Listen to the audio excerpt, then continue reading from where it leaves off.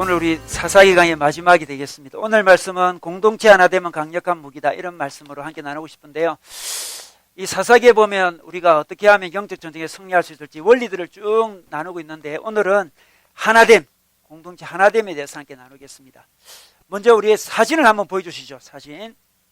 네, 사진 왼쪽에 있는 사람은 잘 아는 사람인데 오른쪽에 있는 사람은 잘 모르죠. 최근에 우리 암살이라는 영화를 통해서 우리 등장한 우리 옛날에 그 독립운동 중에 여류 독립운동자들이 있었습니다. 여자 독립운동가들이 있었는데, 무장 독립운동가들이 있었는데, 우리 암살에 등장했던 이 안옥유라는 이 사람의 모델로 이 옆에 있는 그 분이 남자연이라는 여사인데, 이분이 실제로 이제 그런 독립운동을, 무장 독립운동을 했는데 아마 이분을 모델로 해서 만들었다, 제가 그런 뉴스를 보았는데, 그 내용은 서로 좀 달랐습니다. 뭐 영화니까 뭐 이 픽션이 너무 많이 가미돼 가지고 달랐는데, 실제로 남자연이라는 이 사람은 실제로 존재한 분이었고요, 무장 운동을 아주 활발히 잘한 분으로 알려져 있었습니다. 제가 이분 소개를 잠시 하겠습니다. 이분이 1872년 우리 경북 영양에서 출생했는데요, 19세 되는 해에 이제 김영주라는 사람과 결혼을 해요. 이 김영주라는 사람이 유학자였는데 나라가 이제 기울어지자 참 참지 못해가지고 일어나서 의병 활동을 하게 돼요. 의병 활동을 하다가 남편이 총에 맞아 죽어요. 이렇게 되자 이 남자인은 이분이 남편의 길을 따라서 걷죠. 자기가 독립운동에 이제 자기를 투신하게 되는데, 중국에서 이제 무장 투쟁을 하게 되는데, 자기 자녀도 이제 신흥무관학교라고 그 암살의 영화에 나오는 그 학교 있어요. 그 학교에 이제 입학도 시키기도 하고 자기가 직접 나서서 이렇게 투쟁을 하는데, 이분이 여러 가지 것들을 많이 감당 잘했는데요. 그분이 이제 그 무장 투쟁하다가 기독교를 만나게 돼요. 만나게 되는데, 기독교 만나게 된 배경은 그 3.1 운동을 하다가 기독교인들을 많이 만나요. 근데 그분들을 교제하면서 그분들이 가진 그 이타의식, 그분이 가진 민족을 사랑하는 마음, 그러면서도 저 하늘에 대한 소망, 이 소망과 나라를 사랑하는 마음이 너무나 균형이 잘 잡혀가지고 너무나 조합이 아름답게 되어서 살아가는 모습을 보고, 내게도 저런 소망이 있으면 좋겠다, 그런 마음이 들어서 기독교인이 되죠. 기독교인이 됩니다. 기독교 정신과 민족 사랑의 정신을 잘 융합해가지고 그분이 굉장히 활동을 많이 하게 되는데, 근데 그분이 활동했던 여러 가지 일들이 있었지만 그분이 참 우리 독립운동에 아주 귀한 일을 하나 했는데, 어떤 거냐 그러면, 독립운동하는 분들이 다 하나 된 건 아니었습니다. 독립운동하는 사람끼리 내분이 좀 있었어요. 일본과 싸우지만 독립운동의 어떤 파들이 있지 않습니까? 이 안창호파가 있고 뭐 이승만파가 있고 또 서북파가 있고 기호파가 있었는데, 이 사람들이 서로 갈등을 많이 겪었어요. 이 갈등을 겪는 모습을 보고 이 여사님이 마음이 너무 힘들었어요. 이 남자연 여사님이 너무 힘들어가지고 어떻게 했냐 그러면, 이제 깊은 산에 들어가지고 기도를 했대요. 일주일 동안 기도를 하면서, 금식 기도를 하면서, 어떻게 하지? 일본과 싸우고 있는데 지금 우리끼리 분열되어 있으니까 어떻게 하나 고민하다가, 그분이 이제 이렇게 이제 손을 칼로 그어요. 그어가지고 이 피로 뭐 글을 좀 적는 거 있잖아요. 그래 적어가지고 양쪽에 보냅니다. 내가 보기에 정말 적은 앞에 있는데 우리끼리 분열하는 것도 너무 안타깝다, 하나 되면 좋겠다, 그런 글을 적었는데, 그 글을 보고, 그죠? 이 안창호파와 이승만파가 하나가 되고, 또 여러 나눠져 있던 많은 독립운동하는 분들이 하나가 되어가지고 대한통일부라는 것을, 연합체를 만들어서 열심히 이제 그 이후로 독립운동을 하게 되었는데, 그래서 이분이 독립운동의 어머니로 이제 알려지게 됐습니다. 그 사건을 계기로. 얼마나 귀한 일 감당하는지 몰라요. 이 남자들도 잘 하나 되지 못하는 그런 상황에서 이 여자들은 이분이 자기 손가락을 잘라가지고, 손가락 잘란 거 아니라 피를 내가지고, 그 손가락을 자르진 않았습니다. 피를 내가지고 글을 써서 하나 되게 하는 모습이 너무 아름다운데, 그래서 이제 어떤 우리 내부의 어떤 결속이 다져지면서 열심히 이제 독립운동이 전개하게 되죠. 여러분, 우리의 어떤 싸움이라는 것은, 전쟁이라는 것은 외부와의 싸움만 있는 게 아니라 내부에도 싸움이 있습니다. 내부의 하나됨이 중요합니다. 내부의 하나됨이 큰 힘이 되는 거죠. 영적인 전쟁도 마찬가지입니다. 영적 전쟁, 우리가 하나님과 이제 악한 영의 싸움 속에서 우리가 있는데, 우리가 하나님의 백성으로 하나 될 때 악한 영과의 전쟁에서 승리할 수 있습니다.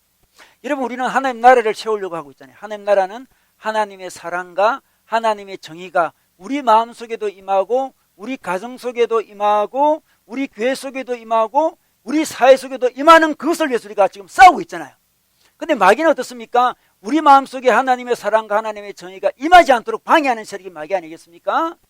우리 마음속에 하나님의 사랑과 하나님의 정의가 임하지 않도록 하고 우리 가정에 사랑과 정의가 임하지 않도록 하는 것이고 우리 사회에 우리 교회에 임하는 것을 방해하는 어느 세력과 우리 하나님과의 전쟁 가운데 있는데 여러분 이때 우리는 하나님의 백성으로서 하나 되면 그 우리를 분열시키는 그 악한 마귀를 잘 싸워 이겨낼 수 있습니다.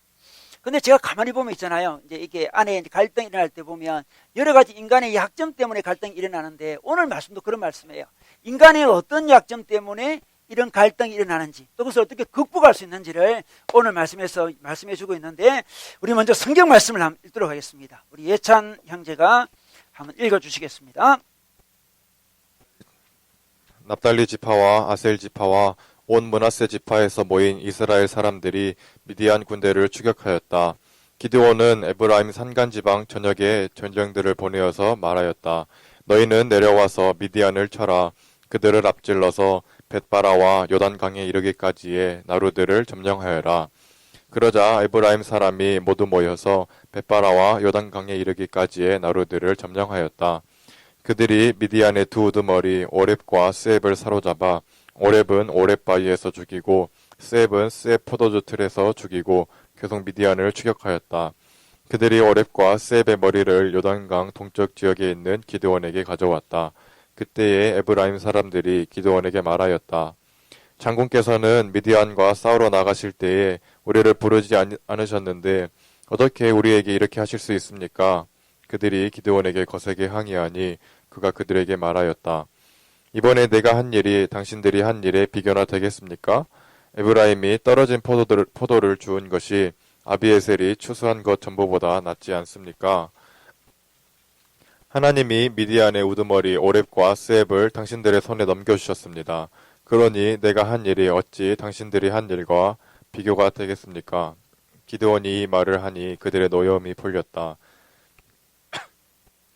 기드온이 그가 거느리는 군사 300명과 함께 요단강을 건너 지친 몸이지만 계속 적들을 추격하였다.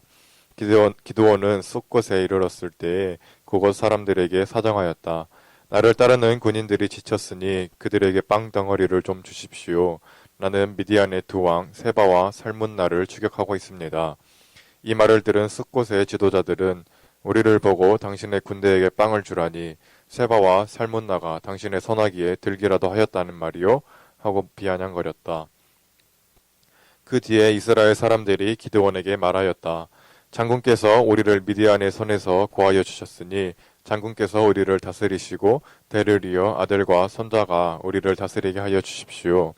그러나 기드온은 그들에게 말하였다. 나는 여러분을 다스리지 않을 것입니다.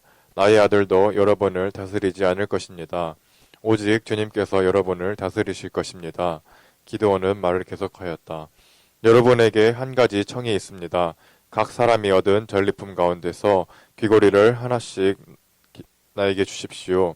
미디안군은 이스마엘 사람들이므로 모두 금 귀고리를 달고 있었다. 그들은 기꺼이 드리겠습니다 하고 말하면서 겉옷을 펴고 저마다 전리품 가운데서 귀고리 하나씩을 거기에 던졌다. 그의 요청으로 들어온 금 귀고리의 무게가 금 1700세겔이나 되었다. 그 밖에도 초승달 모양의 장식품과 폐물들, 미디안 왕들이 입었던 자주색 옷과 낙타 목에 둘렀던 사슬이 있었다. 기드온은 이것들을 가지고 에봇 하나를 만들어 자기가 사는 오보라 성읍에 두었다. 그러자 온 이스라엘이 그곳에서 그것을 음란하게 섬겨서 그것이 기드온과 그 집안의 올가미가 되었다. 이와 같이 하여 미디안은 이스라엘 사람에게 복종하게 되었고 다시는 고개를 들지 못하였다. 기드온이 사는 40년 동안 그 땅은 전쟁이 없이 평온하였다.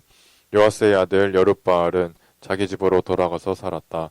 그런데 기드온은 아내가 많아 친아들이 70명이나 되었다.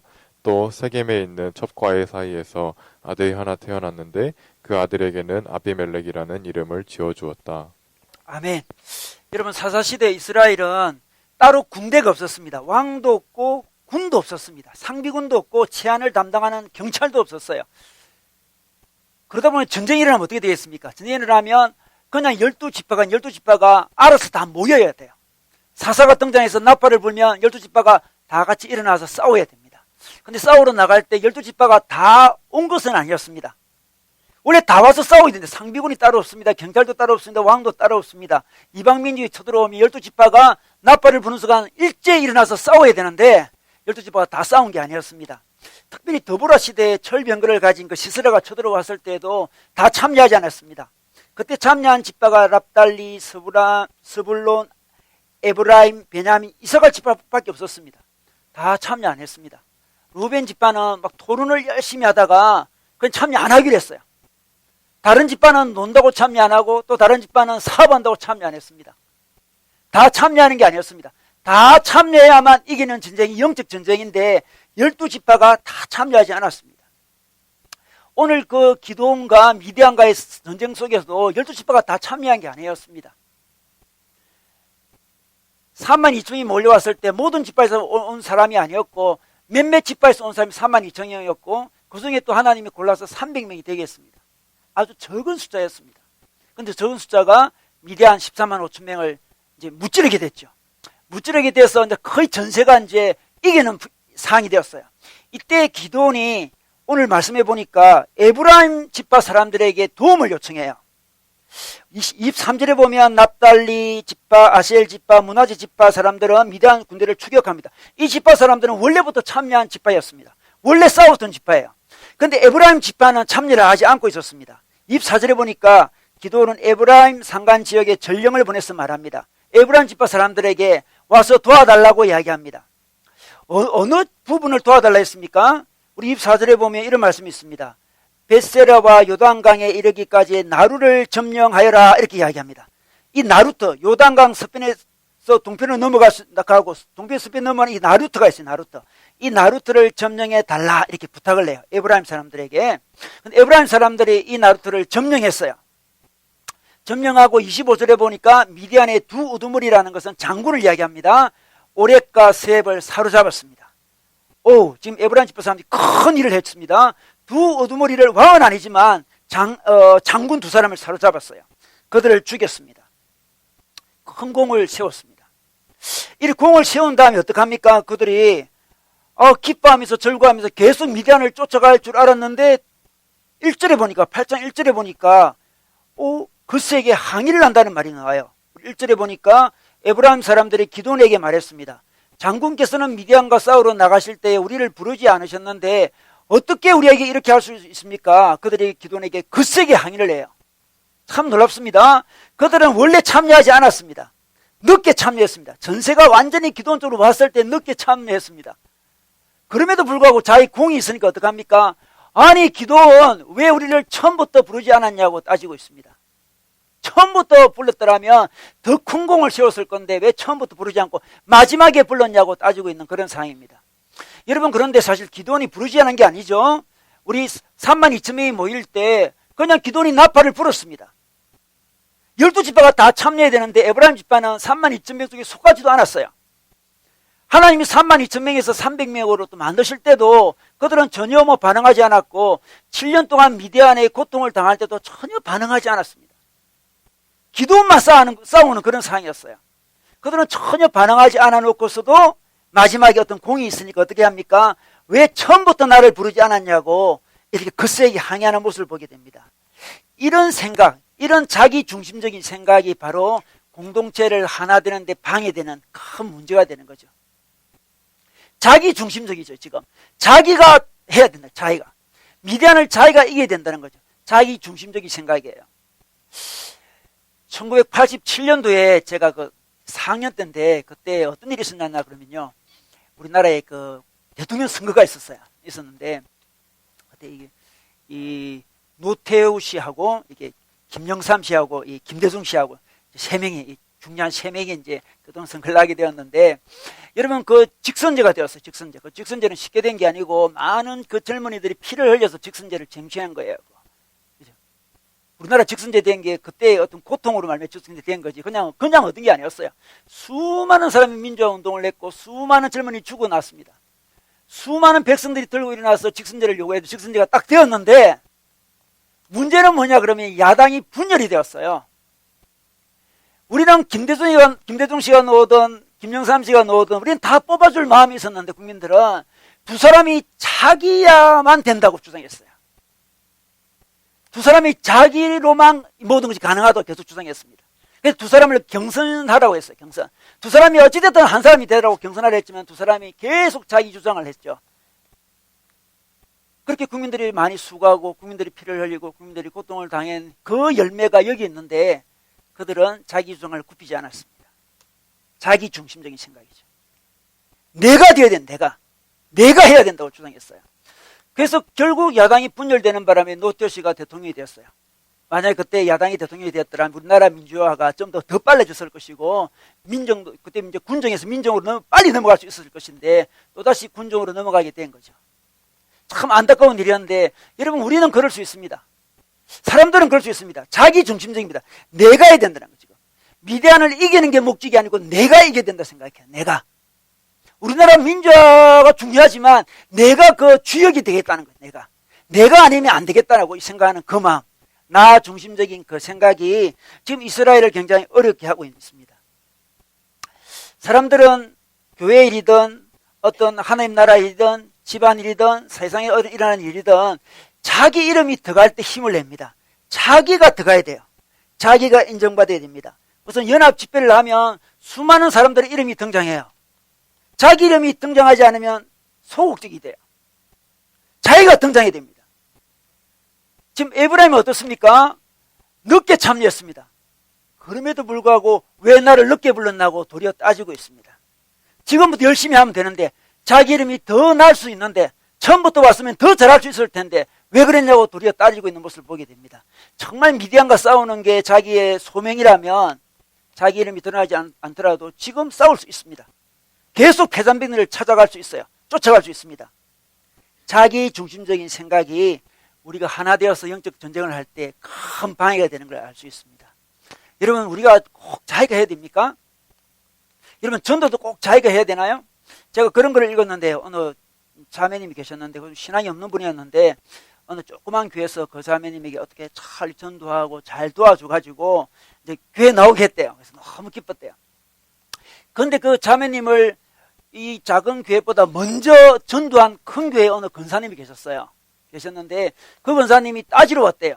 이 사람은 내가 처음에 전도한 사람이다. 이렇게 하면서 우리 교회 돌려다오 이렇게 하더래요. 그리고 뺏어갔대요. 세상에 사람을. 왜냐 그러면 그 자매가 그 권사님 집에 새를 살고 있는 상황이었기 때문에 그렇대요. 저는 그런 글을 보면서 정말 우리가 참 어리다. 이거는 뭐 우리 남을 비판하려고 한 이야기 아니죠. 우리 모두가 그럴 수 있습니다. 우리 모두가. 좋은 일을 하면서도 꼭 자기가 해야 된다는 자기가. 그런 생각이 공동체를 어렵게 하고 있습니다. 그런데 놀랍게도 이때 기도는 아주 지혜롭게 대답을 잘하고 있습니다. 2절에 볼까요? 그가 그들에게 말했습니다. 이번에 내가 한 일이 당신들이 한 일과 비교나 되겠습니까? 이렇게 이야기합니다. 당신들이 한 일이 더 크다고 이야기합니다. 기도는. 사실 기도원이 한 일이 훨씬 더 크죠. 그럼에도 불구하고 그들에게 이렇게 이야기합니다. 당신들이 한 일이 더 크다고 이야기합니다. 에브라임이 떨어진 포도를 줍는 것이 아비에셀 족속은 바로 기도원이 속한 족속입니다. 추수하는 전부보다 낫지 않습니까? 이렇게 이야기합니다. 우리가 추수한 전부보다 당신들 에브라임 지파에서 그냥 추수하다가 떨어진 포도 있잖아요. 그게 더 낫다고 하면서 그들을 높여주고 있습니다. 아주 유순하게 지혜롭게 대답하는 거죠. 그렇게 되는 거 어떻습니까? 3절에 보니까 마지막에 보니까 기도원이 이 말을 하니 그들의 노여움이 풀렸다 이렇게 합니다. 노여움이 풀렸어요. 참 놀랍습니다. 지혜롭습니다. 그들의 마음을 잘 만져줍니다. 노여움을 풀게 하는 거죠. 노여움을 풀게 합니다. 자기 중심적인 사람에게 또 기도원도 자기 중심적으로 대응을 했더라면 아마 노여움이 풀리지 않았을 거예요. 기도원은 지금 하나님 중심적인 생각을 갖고 있습니다. 누가 앞장섰냐 별로 중요하지 않아요. 누가 많은 공을 냈냐 별로 중요하지 않습니다. 하나님 나라가 세우시면 되는 거예요. 미디안과 싸워서 이기기만 하면 되는 거죠. 하나님 중심적인 생각을 가진 사람은 굳이 자기가 나서지 않더라도 감사할 수 있습니다. 에브라임이 좀 이렇게 높이면 되면 어떻습니까? 자기 중심적인 사람에게 하나님 중심적인 사람이 겸손하게 접근하고 겸손하게 대답함으로 그들의 분노를 누구들에게 주는 이런 모습을 보게 됩니다.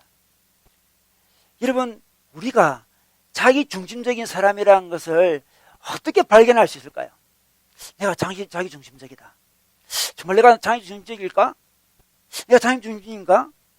어떻게 파악할 수 있나요? 여러분, 자기 중심적인 사람의 특징은 뭐냐 그러면 서운함이 굉장히 많아요. 여러분, 서운함이 많은 사람은 자기 중심적인 사람입니다. 상처를 잘 받는 사람이고요. 억울함이 많은 사람, 고집이 많은 사람, 분노나 위선이 많은 사람은, 열등감이 많거나 교만하고 갈등이 잘 일어나는 사람은 뭐다? 자기 중심적인 사람이에요. 여러분, 우리가 몸이 어느 부위가 아프면 아파요. 아프면 아픈 게 말이 좀 재미난 이야기, 아프면 아프잖아요. 근데 안 아프면 안 아파요. 그러면 몸이 어떤 부위가 건강하면 느낌이 없어요. 아픈 부위에는 느낌이 늘 있습니다. 자기 영이 건강하고 자기 정신이 건강하면 삶이 그렇게 별로 아프지는 않아요. 자기한테도 문제가 있으니까 자꾸 아픔이 느껴지는 거죠. 자기 중심적인 것은 자기에게 굉장히 아픔을 많이 심어서요. 아픔을 많이 심었습니다. 그래서 좀 자주 아파요, 제가. 마음이 자주 아파요, 예를 들어서. 그러면 외부가 아니고 자기 내면에 어떤 문제가 있다고 생각을 해야 됩니다. 내가 왜 이렇게 아프지? 여러분, 몸이 아프지 않으면 그냥 아무 생각 없이 걸어갑니다. 발가락이 아프면 늘 발가락이 의식이 되죠. 늘 다른 사람이 의식이 되고, 늘 인생의 어떤 조그만 어려움들이 계속 의식이 되고, 자꾸 비교가 된다면 자기 영혼의 어떤 부분이 아픈 거예요. 그게 대부분이 자기 중심적인 생각이 있는 사람이 그렇게 된다는 거죠. 자기에게 고정되어 있기 때문에, 자기에게 집중되어 있기 때문에 자꾸 관계들 속에서 비교가 생기면서 아픔을 느낍니다. 이게 바로 에브라임 집파가 한 사람인데, 기도는 그러지 않고 어떻습니까? 그 사람들 포용했습니다. 여러분, 그러므로 하나님 나라의 전쟁이 일어날 때는 기도원 같이 하나님 중심적인 생각을 가져야 돼요. 여러분, 솔로몬의 재판에 보면 한 아이를 두고 있잖아요. 누구 애냐 이렇게 재판하잖아요. 그때 진짜 엄마는 어떻습니까? 애를 반으로 나누자고 하니까 어떻습니까? 반대하잖아요.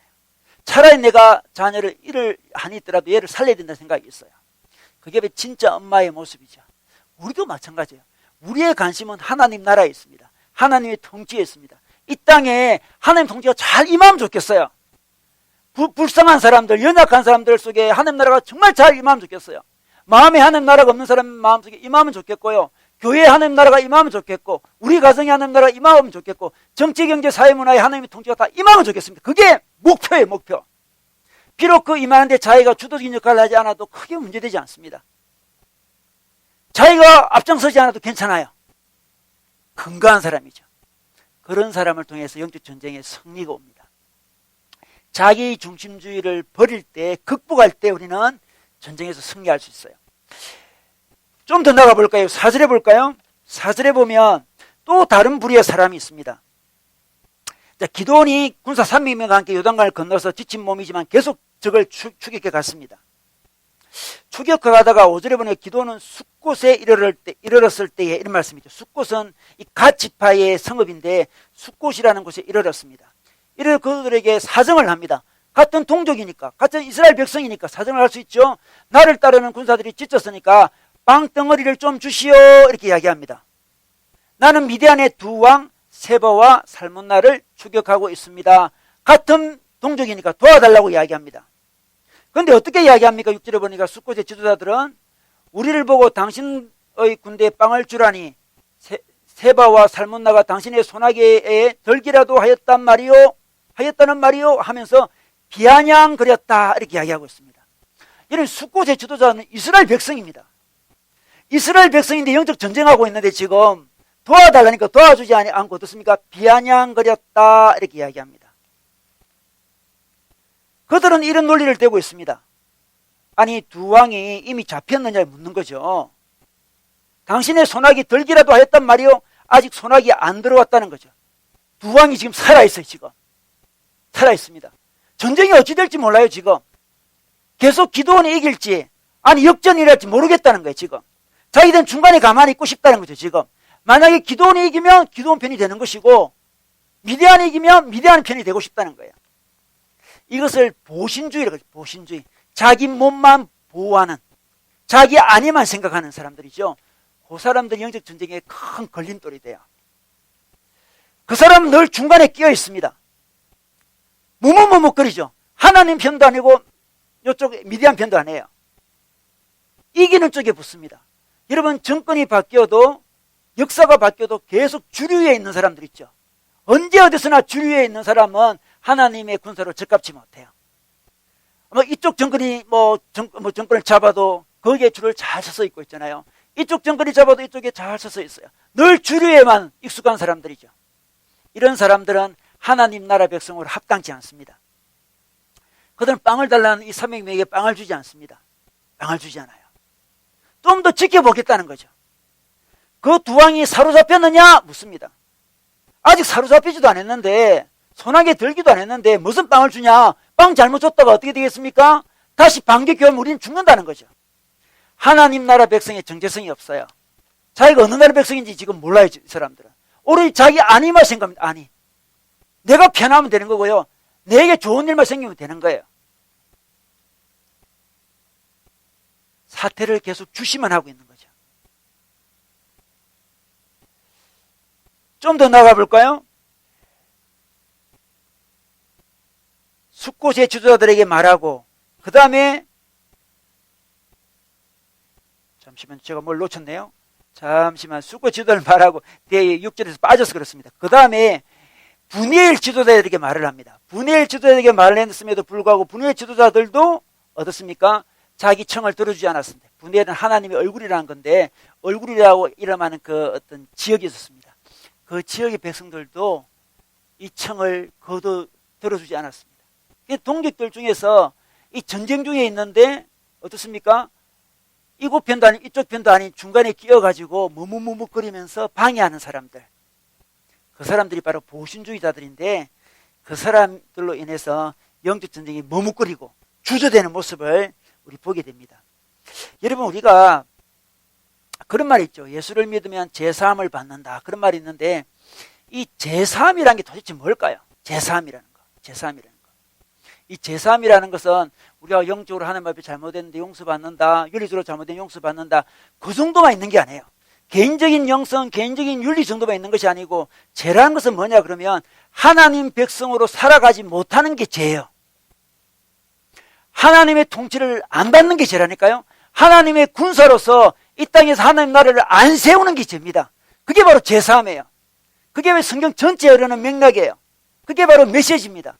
여러분, 개인적으로 자기가 윤리적으로 잘못하고 기도하지 않고 사랑 못한 거 늘 교회에서 회개할 수 있습니다. 회개 당연히 해야 됩니다. 그러나 그 정도 회개가 아니고 내가 정말 전쟁을 하고 있는지를 봐야 돼요. 내가 전쟁을 하고 있지 않는 자기의 모습을 해결해야 되는 거죠. 내가 하나님 나라 전쟁이 일어나고 있는데, 영적 전쟁이 일어나고 있는데 그 전쟁에 내가 가담하고 있는지 가담하고 있지 않는지를 봐야 돼요. 단순히 자기가 윤리적으로 잘못하고 기도 안 했고 누구에게 상처 주는 말 했고 그 회개하자, 그 정도가 아니에요. 우리의 부르심은 하나님 나라 군사로 부르심을 받은 거고 하나님 나라 백성으로 부르심을 받았습니다. 성경에서 제3이라는 것은 바로 그것을 의미합니다. 제용삼을 받아야 돼요. 여러분, 군사가 있습니다. 군사는 적을 막아내는 일을 하는 게 군사죠. 적을 막아내야 돼요. 적을 막아내지 않고 개인적으로 잘못한 거, 게을른 거, 늦잠 잔 거, 고참한테 덤비드는 거, 그런 것만 해결하는 게 아니에요. 정말 해결할 것은 내가 적이 쳐들어올 때 경계를 잘하고 있었는지, 전쟁을 잘하고 있는지를 반성하고 해결해야 되는 거죠. 우리 기독교인이 자칫하면 너무 좁은 의미의 죄를 생각합니다. 늘 교회 와가지고 자기 개인적인 이야기만 계속해요. 개인적인 제 이야기만 계속할 수 있습니다. 그러니까 하나님의 싸우는 군사, 싸우는 백성으로 나아가지 못하는 거죠. 자기가 군사가 아닌 걸 늘 해결을 해야 되죠. 영적 전쟁이 지금 일어나고 있습니다. 여러분, 우리 강의 안에 볼까요? 우리 디모데후서 2장 4절이 있습니다. 군사로 다니는 자는, 이 말씀인데 다 같이 한번 큰 소리를 읽겠습니다. 시작.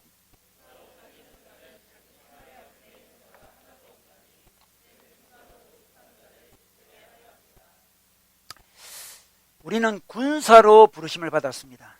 군사로 다닌 자는 자기 생활에 얽매이는 자가 하나도 없다, 이렇게 이야기합니다. 모집한 자를 기쁘게 한다, 그렇게 말씀하고 있습니다.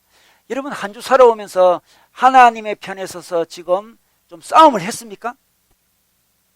하나님 나라의 통치가 좀 더 넓어지도록, 이 땅에 임하도록 좀 더 싸웠나요? 자기 개인적인 마음속에 하나님의 통치가 좀 더 임하도록 싸웠나요? 열심히? 자기 가정에 하나님 통치가 좀 더 임하도록 싸웠나요? 우리 교회에 하나님 통치가 좀 더 잘 임하도록 여러분 싸웠습니까? 여러분이 다니는 직장에서, 학교에서, 곳곳에서 여러분 하나님 통치가 더 임하는데 싸웠나요? 군사는 싸우는 사람인데. 보신주의는 싸우지 않아요. 정말 교회에서 복만 받으려고 그런 거죠. 자기 내면의 복들, 정신적인 복들, 육적인 복들이 관심이 많아요. 그 복도 하나님이 주십니다. 당연한 거죠. 당연히 주시는 겁니다. 거기에 매이지 않습니다. 내가 군사로 살고 있는지, 내가 하는 나라 군사로 싸우고 있는지를 봅니다. 싸우지 못하는 자신을 회개하는 거죠. 회개합니다. 여러분, 우리 많은 기독교인들이 교회 와가지고 자기가 군사가 되지 못함을 인하여 회개한다면 얼마나 우리가 영적 전쟁에서 다시 힘을 얻을 수 있겠습니까? 군사로 싸우지 않는 걸 회개하지 않습니다. 그냥 윤리적인 문제만 해결을 하고 있어요, 지금. 윤리적인 문제 해결했다가 좀 회복됐다가 또 잘못했다가 회복됐다가 그걸 계속 반복하고 있어요. 하나님의 군사로 나서지를 못해요. 싸우지 못하죠. 우리 하나님께서 오늘 영적 전쟁에서 방해되는 사람들, 걸림돌이 되는 사람들은 보신주의자들이다 이렇게 말씀하고 있습니다. 분리엘 사람들, 숙고 사람들은 빵을 달라 물을 달라 했을 때 주는 걸 거절했습니다. 좀 더 지켜봐야 된다는 거죠. 여러분, 강의 안에 마태복음 4장 19절이 있습니다. 이거 제가 읽어보겠습니다. 예수께서 그들에게 말씀하셨다. 나를 따라오너라. 나는 너희를 사람을 낚는 업으로 삼겠다. 이렇게 말씀했습니다. 예수님이 제자를 부를 때 하신 말씀이죠. 여러분, 우리는 하나님의 제자로 부르심을 받은 사람입니다. 사람을 낚는 업으로 부르심을 받은 사람이에요. 우리의 정체성은 제자입니다. 제자. 그래서 자기가 자기를 바라보고 자기를 늘 점검할 때 내가 제자의 삶을 살고 있는지 아닌지를 점검할 필요가 있습니다. 여러분 어떻습니까? 여러분 기도 제목 어떤가요? 하나님, 내 인생에 이런 어려움이 있습니다. 이 어려움 좀 하나님 해결해 주십시오. 하나님, 요즘에 내 마음이 좀 힘듭니다. 이런 마음들 하나님께서 회복시켜 주십시오. 이렇게 기도하는 건 많지만 하나님, 정말 제가 요즘에 제자로 살고 있습니까? 제자로 살면 주님을 따라가는 삶이 제자의 삶인데 제가 제자의 삶을 살고 있습니까? 이것을 점검해야 돼요. 아니다면 우리는 어느 순간 보신주의에 매여 있는지도 몰라요. 그냥 자기가 좀 은혜 받는 거, 그게 매인지 몰라요. 그냥 자기 개인적인 은혜 받는 거, 그 정도로는 영적 전쟁에서 힘이 되질 못해요. 힘이 되지 못합니다. 같이 싸울 사람이 필요합니다. 지금 하나님 통치를 바라보며 싸울 제자가 필요하고 군사가 필요합니다. 하나님 그런 사람을 기다리고 계십니다. 기다리고 계십니다. 힘써 싸워야 돼요. 힘써 싸워. 여러분, 최근에 그 북한에서 우리 지뢰를 매설해가지고 지뢰 때문에 우리나라와 북한 사이에 큰 긴장이 일어났잖아요. 근데 여러분, 지뢰 중에 있잖아요. 이 발목 지뢰라는 게 있어요. 발목 지뢰. 발목 지뢰는 이 발목이 정말 날아가는 지뢰예요. 근데 왜 그 사람을 죽여버리지 왜 발목만 날리겠습니까? 다 작전이에요, 작전. 이 발목 지뢰를 밟게 되면 발목이 날아가게 되면 이 사람이 잘 움직이지 못하잖아요. 그래서 동료들이 그 친구를 업고 들고 가야 돼요. 그래서 전체 부대가 이 전진하는 속도가 굉장히 떨어지게 됩니다. 떨어지게 돼요. 발목 다친 사람 때문에 속도가 떨어져요. 그러니까 저기 발목질을 이렇게 묻어둔 이유는 한 사람을 죽이는데 목적이 있지 않고요. 전체 부대가 전진 속도가 늦어지도록 하는 거죠. 그래서 발목질가 있습니다. 여러분, 어찌 보면 우리가 하나님의 제자가 되지 못할 때는 발목질에 밟은 사람처럼 될 수가 있어요. 적은 아닌데 자꾸만 우리의 나아가는 방향을 이렇게 멈칫하게 만드는 사람이 있을 수 있습니다. 자기만을 위한 사람이죠. 발목질에 밟은 사람인지도 몰라요. 자기만을 위한 사람이에요. 지금 기도원의 300용사는 열심히 15,000명 남은 그 미디안 족속을 쫓아가고 있는데 빵도 안 주고 물도 안 주고 아무 도움이 되지 않고 멈칫하고 있습니다. 오히려 방해가 됩니다. 보신주의자들, 그들이 영적 전투에서 도리어 걸림돌이 되어서 전진 속도를 늦추는 것을 알 수 있습니다. 여러분, 이것을 조심해야 돼요. 이거는 남의 이야기는 우리의 이야기입니다. 내가 정말 하나님의 군사로 하나님의 제자로 서 있는지, 내가 영적 전쟁을 할 때 도움을 주고 있는지, 혹시 내가 발목지에 밟은 사람들처럼 혹시 전체 공동체를 머뭇거리게 만들지는 않는지를 살펴보라고 오늘 주님께서 말씀하십니다. 더 나아가면 여러분, 오늘 기도원이 잘하다가 뒤에 약간 문제를 일으키고 있습니다. 우리 22절에 볼까요? 22절에 보면 기드온이 타락하는 모습을 보게 돼요. 지도자가 타락해요. 저 같은 지도자가 타락할 수 있는데 그 뒤에 이스라엘 사람들이 기드온에게 말했습니다. 장군께서 우리를 미디안의 손에서 구하여 주셨으니 장군께서 우리를 다스리시고 대를 이어 아들과 손자가 우리를 다스리게 하여 주십시오. 이렇게 이야기합니다. 이스라엘 백성들이 지금 기드온을 영웅으로 받들고 있습니다. 아니 사사인데, 하나님의 사사인데 왕으로 세우려고 하고 있습니다. 왕이 아닙니다. 이 왕도 어떤 왕입니까? 아들도 왕이 되고 손자도 왕이 되고 계속 대대손손 왕이 되라고 이야기하고 있습니다. 이스라엘 백성이 지금 한 영웅을 세우고 있습니다. 이것이 바로 영적 전쟁의 큰 장애물입니다. 사람을 영웅으로 세우면 안 돼요. 사람을 높이는 거 좋지 않습니다. 사람을 높이는 거죠. 그 사람이 지도자라도 마찬가지예요. 그 사람을 높입니다. 당신이 왕이 되게 해주십시오. 이렇게 이야기합니다. 이렇게 이야기하는 이유가 뭐냐 그러면 사람들은 불안하기 때문에 뛰어난 인간이 나타나면 뛰어난 인간 밑에 숨고 싶은 마음이 있어요. 늘 하나님 의지하고 늘 뭐 상비군도 없고 경찰도 없이 이렇게 사는 것보다 뛰어난 왕을 딱 세워놓고 그냥 그 밑에 있는 게 훨씬 더 편할 것 같습니다. 그래서 기드온이 300명을 갖고 13만 5천 명을 이기는 걸 보고 와 너무 마음이 듭니다. 대단한 장군이시네요. 우리의 왕이 되어 주십시오. 이렇게 이야기합니다. 영웅주의. 어떤 공동체가 있을 때 그 중에 한 사람을 영웅으로 세울 때 그 공동체 영적 전쟁에 큰 걸림돌을 만나게 됩니다. 기드온도 마찬가지예요. 자기는 영웅이 아니에요. 자기는 정말 포도주 즙 타는 그 틀에서 밀이삭을 타작하는 그런 연약한 사람이었어요. 근데 이 사람이 백성들이 자기를 왕으로 세우려고 할 때 마음이 흔들립니다. 마음이 흔들립니다. 23절에 볼까요? 그러나 기도는 그들에게 말했습니다. 나는 여러분을 다스리지 않을 것입니다. 말은 아주 잘했습니다. 신학적으로 바른 이야기를 해요. 나는 여러분을 다스리지 않을 것입니다. 나의 아들도 여러분을 다스리지 않을 것입니다. 오직 주님께서 여러분을 다스릴 것입니다. 말은 그럴싸하게 잘했습니다. 24절에 볼까요? 기도는 그래서 끝내야 되는데 그러지 않습니다. 여러분에게 한 가지 청이 있다고 이야기합니다. 각 사람이 얻은 전리품 가운데 귀고리 하나씩 내게 주십시오. 이렇게 이야기합니다. 미디안 군들이 귀고리를 다 금기구를 달고 있었거든요. 귀고리 하나씩 달라 그래요. 귀고리를 다 줍니다. 다 줘요.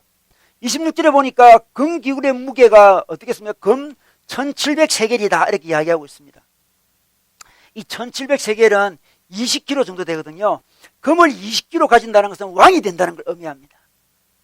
지금 기드온이 사람들이 자기를 높여주니까 자기도 모르게 마음이 그쪽으로 넘어가는 것을 보게 됩니다. 유혹에 넘어가는 거죠. 영웅주의가 등장합니다.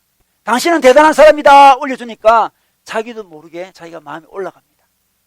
하나님이 다스립니다. 말은 이렇게 하지만 금귀고리 하나 줘 이렇게 이야기하는 거죠. 금귀고리 좀 줘 막 모읍니다. 20개를 모으고 있습니다 지금. 여러분 정치가들 보면 이야기를 아주 참 교묘하게 잘하잖아요. 요번에 대권에 나설 마음이 있으십니까? 물어보면 어떻습니까? 마음이 있다 이렇게 이야기 안 합니다. 생각을 안 해봤는데요 이렇게 하거나 있잖아요. 요즘 너무 바빠서 생각을 못 해봤습니다 이렇게 하거나 국민들의 뜻을 물어봐야 되지 않겠습니까? 그렇게 이야기하는 사람은 다 대권에 욕심 있는 사람이에요. 대권에 욕심이 없는 사람은 없습니다 끝내버려 그냥. 없으면 없는 거지. 생각 안 해봤습니다. 생각 안 해볼 리가 없어요. 생각 안 해볼 리가 없어요. 누구 좋아할 때도 마찬가지예요. 야, 걔 어때요? 그러면 생각 안 해봤는데요. 생각 분명히 했을 거예요. 분명히 했습니다. 생각 안 해볼 리가 없어요. 인간은 다 생각이 돼 있어요. 기도는 말은 헐싸하게 이렇게 했는데 실제로 금기구리 하나 다오 이렇게 이야기합니다. 하나님의 은혜로 지금 300명이 13만 5천 명을 이겼는데 자기도 모르게 기도는 점점 세속화 되어가고 있고 자기 중심적인 사람이 되어가고 있고 자기를 높이는 사람이 되어가고 있어요. 우리는 그럴 수 있습니다. 우리 많은 사람들이 그러죠. 우리 나이 이게 많이 들은 우리 목사님들이 왕년에는 젊었을 때는 그렇게 잘했는데 왜 나이 들어서 그렇게 됐냐고 막 사람들이 이야기하는데 이런 경로를 밟은 거예요. 누구나 다 그렇게 될 수 있어요. 처음에는 너무 순수했을 거예요. 나이가 들면서 기도원이 변화했던 것처럼 자기도 모르게 점점 사람들이 자기를 높여주다 보니까 점점 왕처럼 행동하는 모습을 보게 됩니다.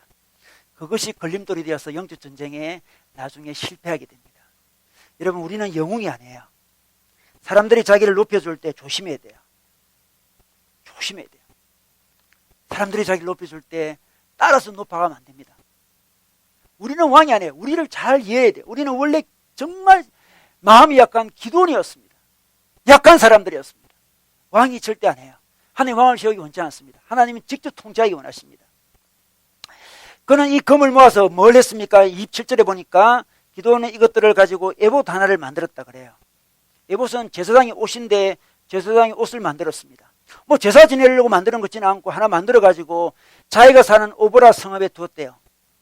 제사장이 옷을 만들었다면 뭐 성막에 두어야 될 텐데 어디 뒀습니까? 자기가 사는 오보라 성, 자기 성에 두었다는 거죠. 금 20kg로 멋진 옷을 만들어 가지고 딱 두었습니다. 마치 금송아지 만든 거랑 비슷합니다. 그러자 이스라엘 사람들이 어떻게 했습니까? 27절에 보니까 그것을 엄란하게 섬겨서 그것이 기드온과 그 집안의 올가미가 되었다. 이렇게 이야기하고 있습니다. 올가미가 되었대요. 벌써 그 마음에 어떤 마음이 들었습니까? 아, 나는 왕 같은 존재다. 에봇 같은 거 아주 거창한 거 우리 집에 있어야 된다. 가지고 있다 보니까 사람들이 오해하면서 그것을 엄란하게 섬기는 모습을 보게 됩니다. 더 나아가서 3절에 보니까 기드온은 아내를 맞이했습니다. 아내를 맞이했는데 친아들이 몇 명이라 했습니까? 1명, 70명이나 된대요. 와, 그러면 기드온이 이렇게 바뀌었습니다. 세상에 70명의 자녀를 낳습니다. 그 시대 문화는 70명의 자녀를 낳는 것은 왕이 된다는 그런 의미였습니다.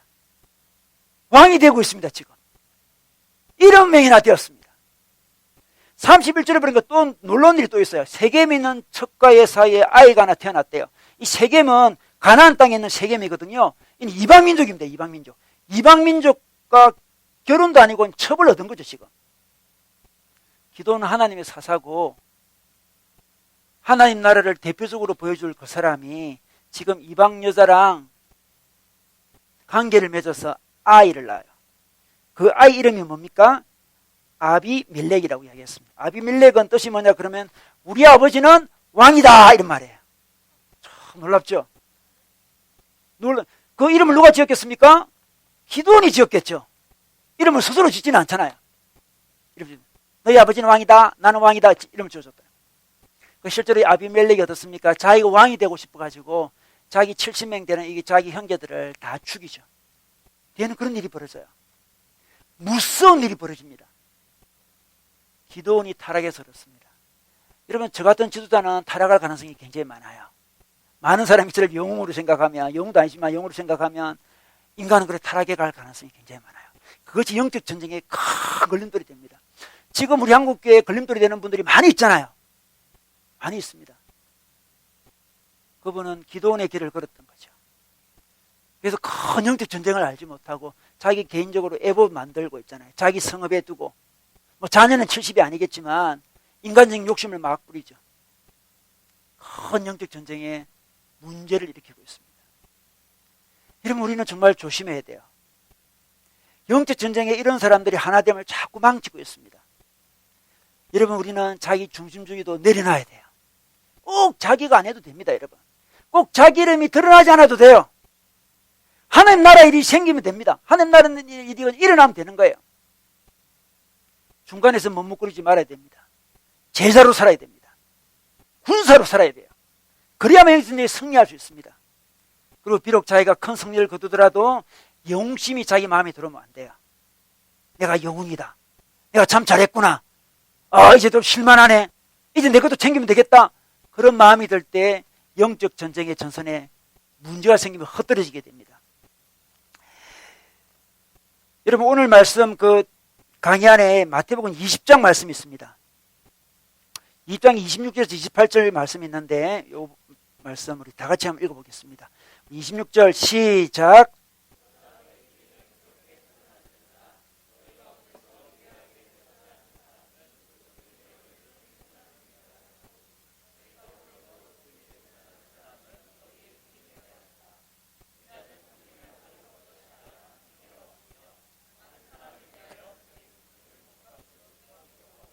네, 우리 대표적인 말씀이고 정말 잘하는 말씀인데요. 그러니까 누가 크냐 싸움이 있었습니다. 제자들 사이에 누가 더 크냐 싸웁니다.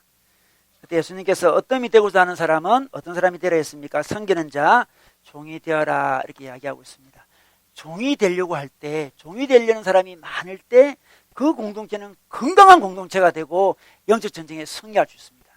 여러분, 우리 작은 공동체에서 여러분 종이 되셔야 돼요.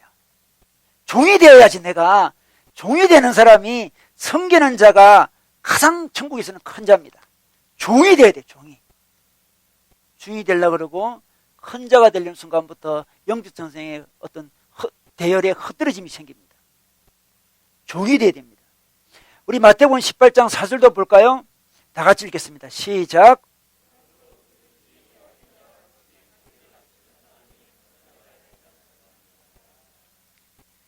네, 천국에서 누가 크냐 물어볼 때 이 어린애같이 자기를 낮추는 자가 하늘나라에서 가장 크다 했습니다. 애들은 자기를 별로 높일 줄 모르죠. 자기를 무시해도 애들은 그걸 잘 몰라요. 또 상처받지 않습니다. 애들이 가게 오면 이렇게 가게 주인이 부부싸움을 계속해요. 그러나 어른들이 오면 부부싸움을 멈춥니다. 왜냐하면 애들을 무시하기 때문에 그렇죠. 애들 별로 의식을 하지 않습니다. 낮은 사람, 낮춰져 있는 사람들은 별로 의식하지 않습니다. 그러나 애들은 싸우는 그 어른들의 모습을 보고도 그냥 넘어갑니다.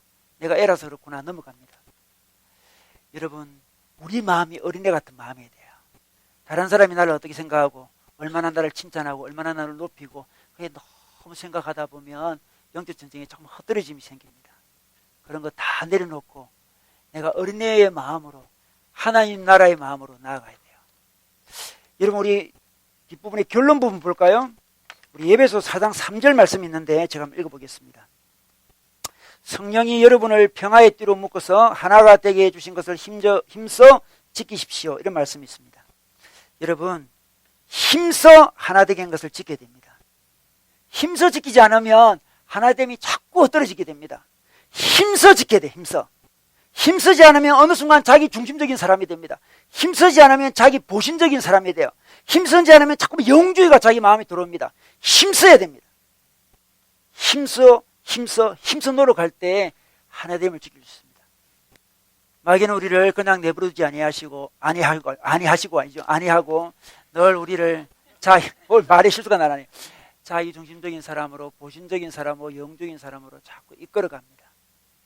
여러분, 그것을 분명히 봐야 돼요. 분명히 보고 내가 힘써 지켜야지. 내가 힘써 하나됨을 지켜야지. 그때 승리할 수 있습니다.